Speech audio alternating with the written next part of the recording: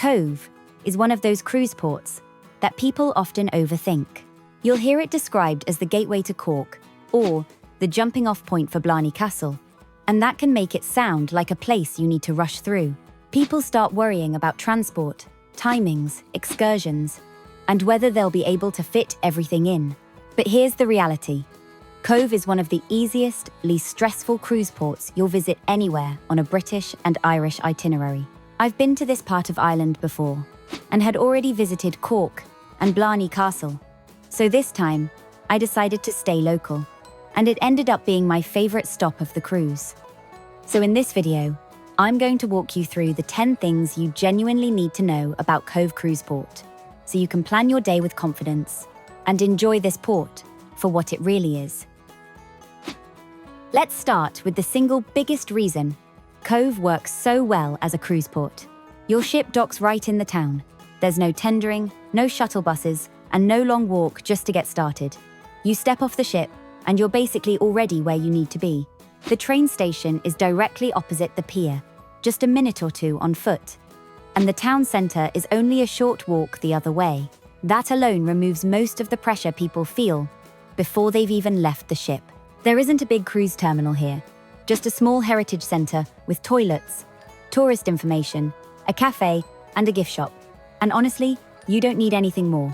This is one of those ports where the town itself replaces the terminal.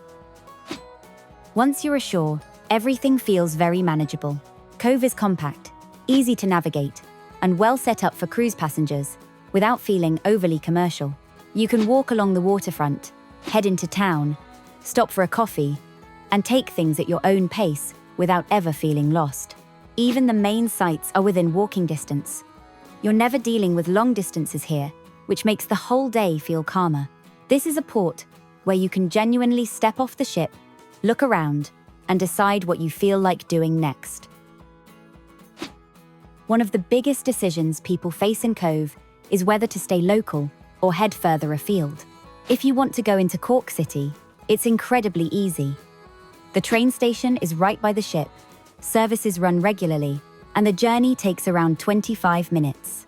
Once you're there, Cork is very walkable, with plenty to see in a short time.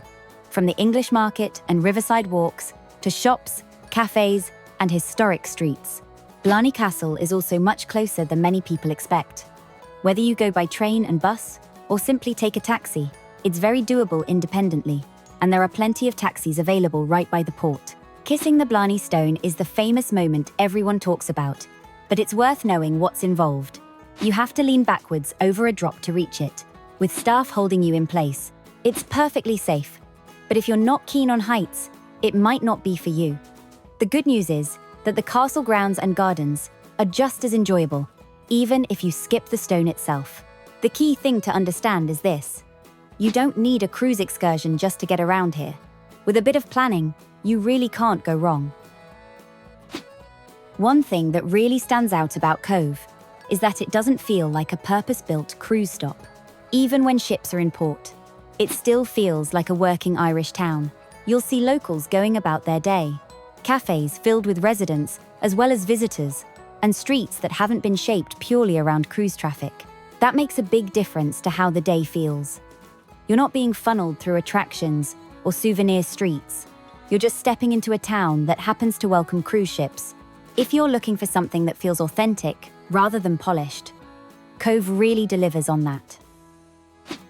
Cobh, known as Queenstown at the time, was the Titanic's final port of call, and that history runs right through the town. The Titanic Experience sits close to the port and is one of the most popular attractions here. It's a small, immersive museum where you're given a boarding pass with the name of a real passenger, and you only discover their fate at the end. It's quietly powerful. Because it's small, it does sell out.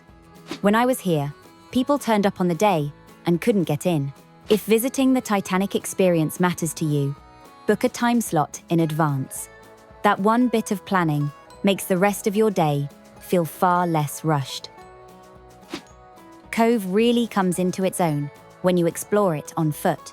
The town is colourful, a little quirky, and full of character, with houses stacked up the hillside rather than spread out flat. One of the most photographed spots is the famous Deck of Cards houses, a row of brightly painted homes climbing a steep street just above the town. They date back to the 19th century and were originally built to house workers connected to the port. Today, they're one of Cove's defining images. It's worth knowing the street is steeper than it looks in photos.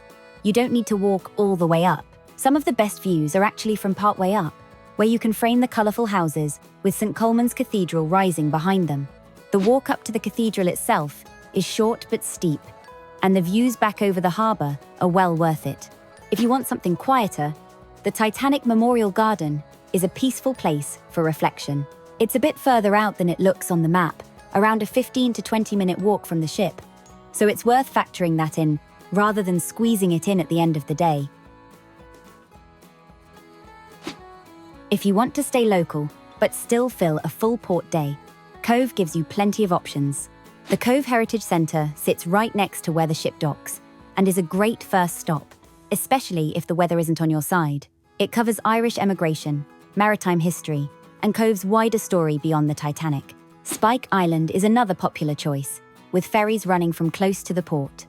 It's very different from a city visit and works well if you want something structured without long travel times, or you can simply enjoy the waterfront, browse the shops, and let the day unfold naturally. Cobh is hilly in places, and some of the climbs are steeper than they look.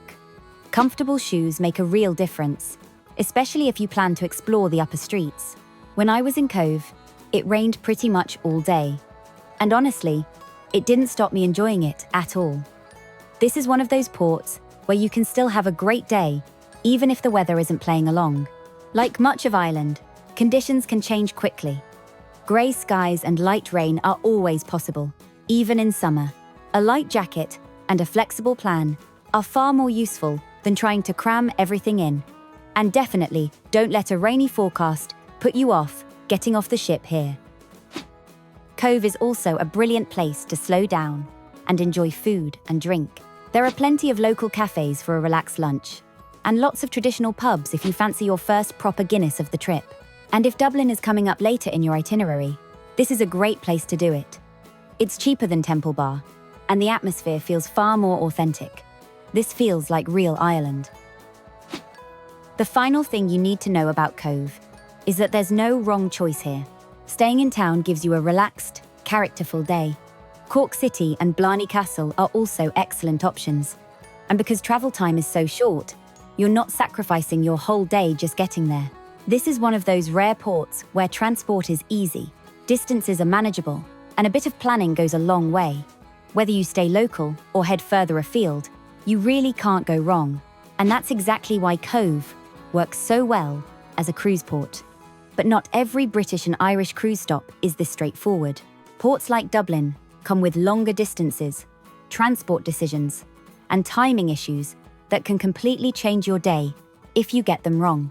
If Dublin is coming up on your cruise, the next video you need to watch is my full Dublin cruise port guide, and it's on screen now.